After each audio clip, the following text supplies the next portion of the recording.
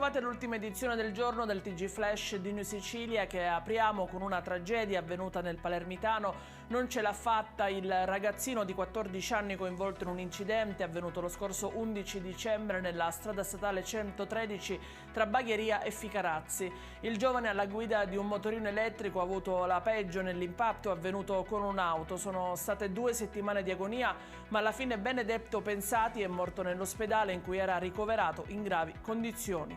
I rilievi di quanto accaduto sono in mano agli agenti di polizia intervenuti sul posto. È stata confermata dal Tribunale del Riesame la sospensione per 12 mesi di Antonino De Luca dalla carica di primo cittadino del comune di Giardinello. Revocata invece la misura del divieto di dimora nel comune del Palermitano, De Luca potrà tornare nel suo paese ma non potrà rivestire, almeno per il momento, la carica di sindaco. La vicenda ruota attorno a un presunto favore che De Luca avrebbe fatto a un ex finanziere.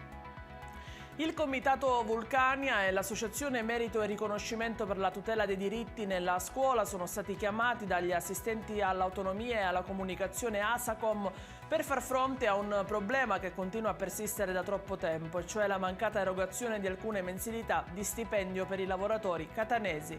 Un dipendente ha raccontato come al momento i pagamenti siano fermi alla mensilità di settembre. E in chiusura le previsioni meteo per domani. Il tempo in Sicilia sarà stabile e soleggiato, salvo qualche innocuo annuvolamento nelle ore serali. I venti saranno deboli, le acque del Basso Tirreno saranno quasi calme o poco mosse, così come il canale e il mare di Sicilia.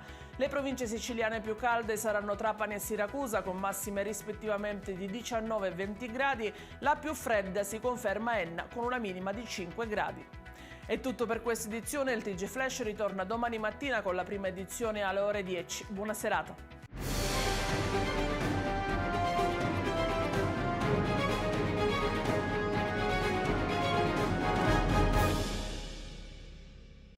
Natale ad Acireale. Dall'8 dicembre all'8 gennaio nel centro storico mercatini, circuito dei presepi d'arte, la casa di Babbo Natale, la pista di pattinaggio sul ghiaccio, concerti musicali nelle chiese, laboratori, il trenino turistico natalizio, oltre a tante iniziative di solidarietà. Il 24 dicembre alle ore 20 Uzzukku, tradizionale accensione. L'amministrazione comunale augura buone feste.